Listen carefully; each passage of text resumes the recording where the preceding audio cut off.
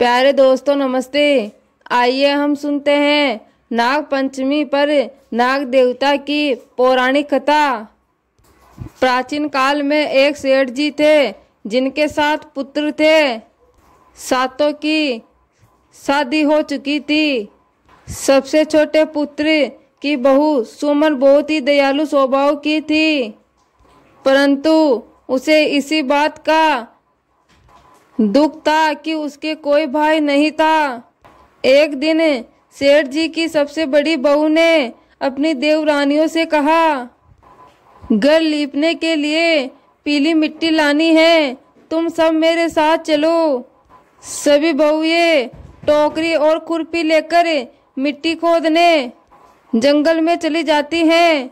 सभी बहुएं मिट्टी खोद रही थी, तभी वहां जमीन में से एक सांप निकला, जिसे देखकर बड़ी बहू डर गई और वो उस सांप को खुरपी से मारने की कोशिश करने लगी। यह देखकर छोटी बहू ने उस सांप को मारने से रोक लिया। भाभी जी, आप इसे छोड़ दो, इन्हें मत मारो, ये हमें कुछ नहीं कहेगा। छोटी बहू की बात सुनकर बड़ी बहू बोली, ठीक है, नहीं मार रही, लेकिन एक जीव के लिए तुम्हारे मन में इतनी दया, जैसे कोई तुम्हारा सगा संबंधी हो।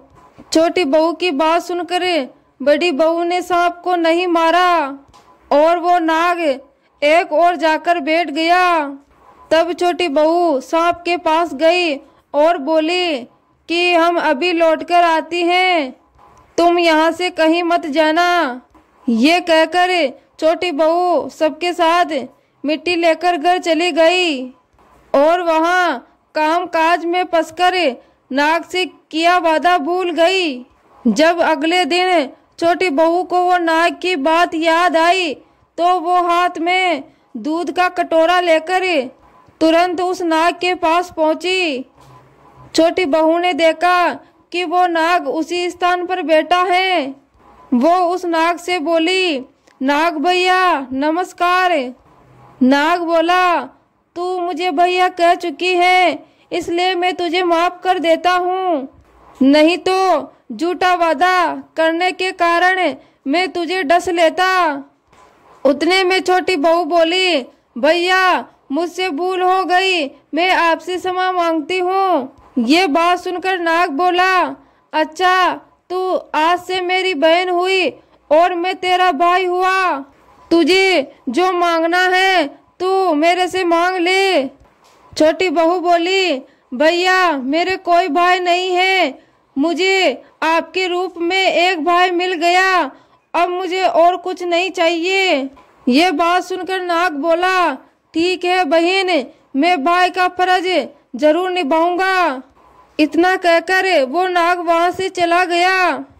कुछ समय बीतने पर वो नाग मनुष्य का रूप लेकर सुमन के घर आया और बोला, मेरा नाम नागा अर्जुन है, मैं अपनी बहन सुमन को लेने आया हूँ, आप कृपया करके मेरी बहन को मेरे साथ भेज दो। उतने में छोटी बहू के ससुर जी बोले, लेकिन मेरी बहू का तो कोई भाई नहीं है। उतने में नागा अर्जुन बोला, मैं इसका चचेरा भाई हूँ, बचपन में ही बाहर पढ़ने चला गया था और विवाह के वक्त मैं गांव में नहीं था। अच्छा ठीक है सुमन, बहू सुमन, तुम्हारा भाई आया है। देखो सुमन, तुम्हारा भाई नागा अर्जुन आया है, कुछ दिन तुम अपने भाई के घर रह आओ। नाग अपनी बहन के कमरे में गया और उसको अपने बारे में बता दिया। छोटी बहू उसके साथ चल दी। रास्ते में नाग बोला, बहन मैं अपने असली रूप में आ रहा हूँ, तू डरना नहीं और जहाँ चलने में कठिनाई हो तू मेरी पूंछ पकड़ लेना। छोटी बहू अपने भाई के कहे अनुसार उनकी पूंछ पकड़ लेती है और ऐसे ही वो नागा अर्जुन के घर पहुंच गई। वहां के धन दौलत को देखकर छोटी बहू दंग रह गई। वह नागा अर्जुन बोला, माँ पिताजी, ये मेरी बहन है और अब ये कुछ दिन हमारे साथ ही रहेगी। नागार्जुन की माँ बोली, ये तो बहुत अच्छी बात है बेटा, आओ अब कुछ दिन हमारे साथ रहो। एक दिन नाग की माता नाग को दूध दे रही थी। तभी सुमन बोली, माँ आज मैं भैया को दूध दे आऊं। ठीक है बेटा, दे आ।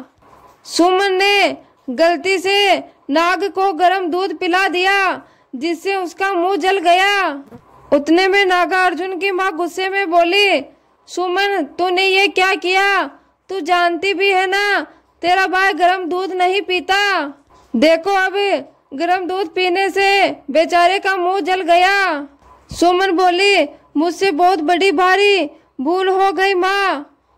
उतने में नागार्जुन बोला, कोई बात नहीं बहन, तुझे कहाँ पता था कि मैं गर्म दूध नहीं पी सकता। उतने में नागार्जुन की माँ बोली, कोई बात नहीं बेटी, तुम अब उदास मत हो।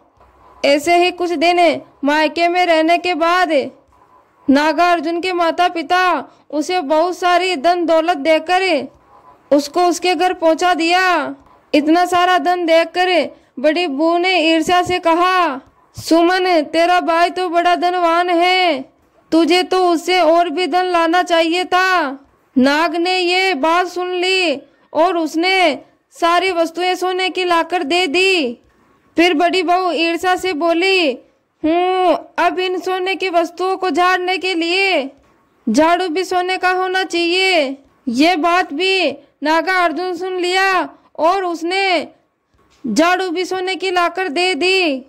नाग ने हीरे और मोतियों से जड़ाई का एक अद्भुत हार दिया था। उसकी प्रशंसा उस देश की रानी ने भी सुनी और वो रानी अपने राजा से बोली, महाराज हमारी दासी ने बताया है नगर की सेठ की छोटी बहू सुमन के पास हीरे मणियों से जड़ा एक हार है, हमें वो हार चाहिए, नहीं तो हम आपसे बात नहीं करेंगे। अपनी रानी की बात सुनकर राजा बोला, सैनिकों जाओ और उस सेठ के बहू से वो हार ले आओ। सैनिकों और उनके मंत्रियों को देखकर वो सेठ डर गया और वो अपनी बहू सुमन से हार मंगवाकर राजा के सैनिकों को दे दिया। सुमन को ये बात बहुत बुरी लगी। उसने अपने नाग भाई को याद किया तो नाग वहां प्रकट हो गया। भैया आपके द्वारा दिया गया हार राजा की रानी ने छीन लिया है और वो हार मुझे बहुत अधिक प्रिय था। उतने में नाग भैया बोला, घबराओ नहीं बहन, रानी तुम्हारा हार नहीं पहनेगी। जैसे ही रानी ने वो हार पहना वो गले में नाग बन गया। नाग को देखकर रानी चीख पड़ी और रोने लगी। उसने हार को नाग समझकर उतार कर फेंक दिया। राजा ने सुमन के साथ सेठ को बुलाया और सुमन से बोला, तूने इस हार में क्या जादू किया है? मैं तुझे इस अपराध के लिए कठोर दंड दूंगा। सुमन बोली, राजन मुझे क्षमा कीजिए, लेकिन ये हार ही ऐसा है, ये मेरे गले में हीरे और मणियों का रहता है और दूसरे के गले में सर्प बन जाता है। राजा बोला, यदि तुम सच बोल रही हो तो इस हार को अभी तुम पहनकर दिखाओ। सुमन ने जैसे ही वो हार पहना, हार हीरे मणियों का हो गया। ये देखकर राजा को विश्वास हो गया और राजा प्रसन्न होकर बोला, सुमन तूने सच कहा था। और उसके साथ ही राजा ने सुमन को ढेर सारी मुद्राएं साथ में दी। छोटी बहू धन को लेकर घर आ गई। बड़ी बहू उसके धन को देखकर ईर्ष्या करने लगी और सुमन के पति से कहने लगी, देवर जी आप बुरा ना मानो तो एक बात कहूँ। देवर बोला, हाँ भाभी कहो, क्या बात है?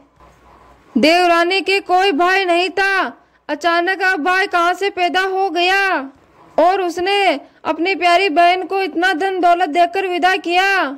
मुझे बात कुछ हजम नहीं हुई। बड़ी बहू ने सुमन के प्रति उसके पति को बहुत अच्छे से भड़का दिया, पर तभी सुमन भी वहां आ जाती है और वो सारी बातें सुन लेती है और सुमन अपने भाई नाग को याद करके रोने लगती है। बहन को मुसीबत में देखकर नाग उसी समय वहां प्रकट हो जाता है। उसे देखकर सब लोग डर जाते हैं। नाग बोलता है, जो मेरी बहन के आचरण पर संदेह करेगा मैं उसे डस लूंगा। सुमन बोली, नहीं भैया, आप इन पर क्रोध मत करो, ये सब मेरे अपने हैं, आप इन्हें क्षमा कर दो। मैं तो बस इन्हें सच दिखाना चाहती थी और आज आपने अपनी बहन की लाज रख ली। बड़ी बहू अपने व्यवहार पर बहुत शर्मिंदा हुई। सबने मिलकर हाथ जोड़कर नाग देवता से क्षमा मांगी और नाग देवता का अपने घर में स्वागत किया। और ऐसी मान्यता है कि उसी दिन से नाग पंचमी का त्योहार मनाने लगे। इसी कारण स्त्रियां इस दिन नाग को अपना भाई मानकर नाग देवता की पूजा करती हैं। तो प्यारे दोस्तों, ये थी नाग पंचमी की कहानी। उम्मीद करती हूँ आपको कहानी पसंद आई होगी। पसंद आई हो तो कहानी को लाइक, शेयर, कमेंट और यूट्यूब चैनल को सब्सक्राइब करें और कमेंट बॉक्स में नाग पंचमी के बारे में जरूर लिखें। धन्यवाद।